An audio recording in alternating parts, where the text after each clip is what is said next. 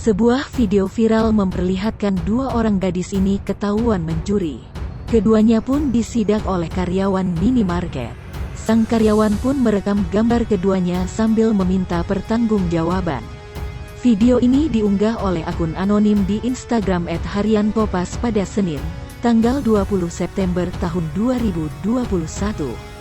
Sang karyawan minimarket tersebut pun meminta agar keduanya memanggil orang tuanya.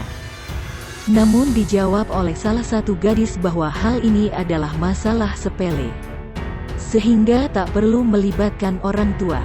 Mendengar hal tersebut, karyawan minimarket pun kaget dan geram. Bagaimana tidak? Jika tak dipertanggungjawabkan, maka kerugian dari barang curian tersebut harus digantikan oleh para karyawan yang bertugas saat itu.